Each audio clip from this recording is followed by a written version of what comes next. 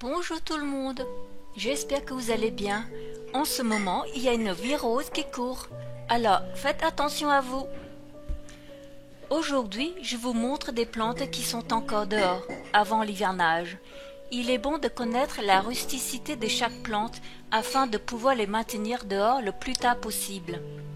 C'est quoi la rusticité? C'est la température minimale en dessous de laquelle le froid devient létal ou provoque des dégâts irréversibles sur le tissu de la plante. Quand on lit l'étiquette de la plante, souvent c'est pour une température allant de 15 à 25 degrés. Ça, c'est la température qui correspond à un écart idéal pour une croissance optimale. Mais sur le terrain, certaines plantes supportent un écart plus large qui peut aller de moins 12 à 40 degrés. C'est selon les plantes. Les premières plantes que je rentre, ce sont les Adenium obesum. Quand la température nocturne descend en dessous de 13 voire 10 degrés, je les rentre et le mets au chaud. Puis vient les jasmins de Madagascar, qui peut supporter une température nocturne de 5 degrés. Trop froid, les fleurs auront du mal à s'épanouir. Nous sommes le 14 octobre 2023. Je vous montre les plantes qui sont encore dehors car elles peuvent supporter des températures proches de zéro. Mais de gros bougainvillées vont aller bientôt dans la serre froide. Pendant l'été, j'ai posé les 4 potées dans le bac à potager.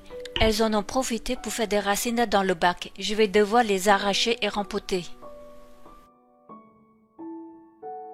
J'ai encore 3 potées de dendrobium type nobile qui profitent des derniers rayons de soleil d'automne. Si vous avez des cannes matures à faire fleurir, mettez-les dehors. Le grand écart de température entre jour et nuit les font fleurir.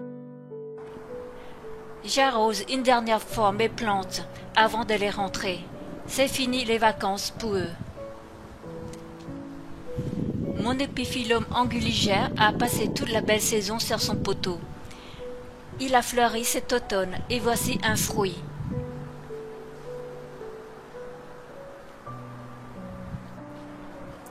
Et des boutures de Hoya australis qui ne craignent pas les températures froides. Mes cactus de Noël prennent une teinte rougeâtre et donnent déjà des petits boutons de fleurs.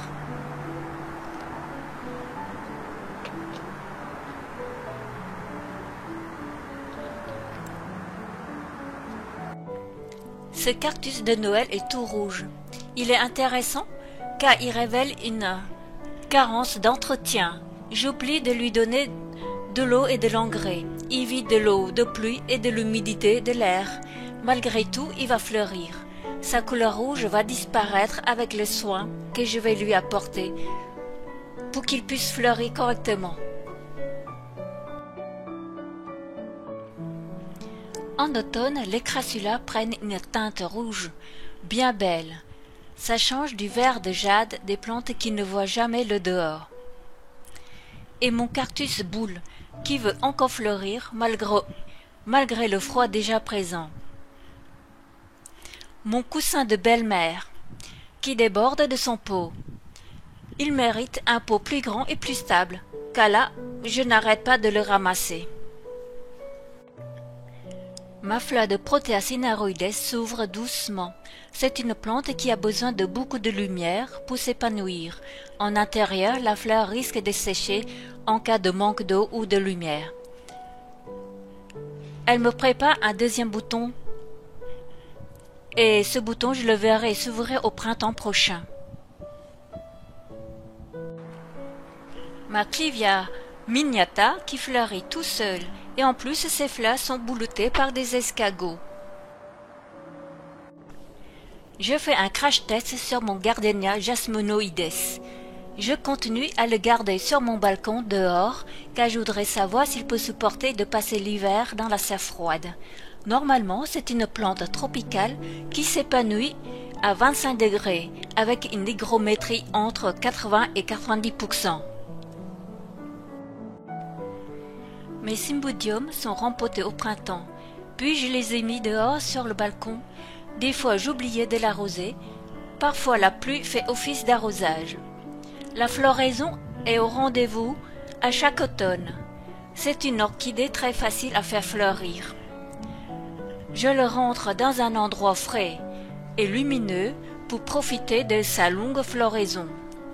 Dans la serre froide, la floraison peut durer jusqu'en juin, car la plante fait des hampes continuellement.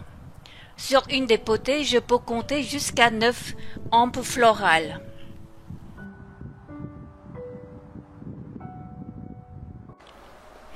Hier soir, nous avons une grosse tempête. Beaucoup de mes plantes, comme ce monstera, sont couchées par terre.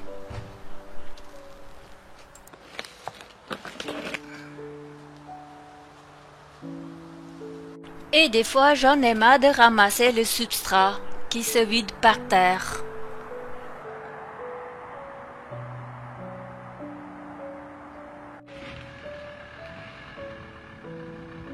Barbouille, Barbouille, Minou, tout.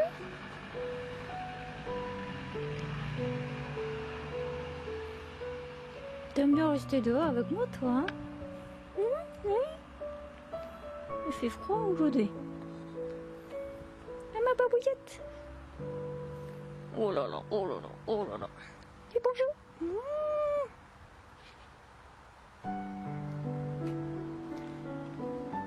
Ah, boy.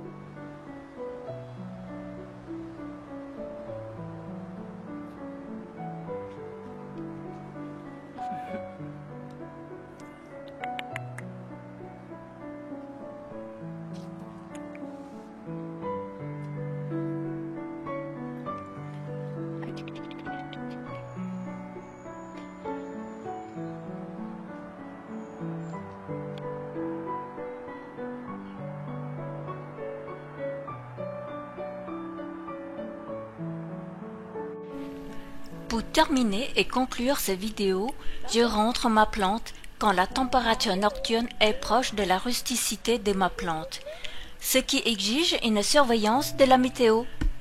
Et vous, comment faites-vous? Dites-moi en commentaire votre moment idéal pour rentrer vos plantes d'intérieur. Il fait froid aujourd'hui.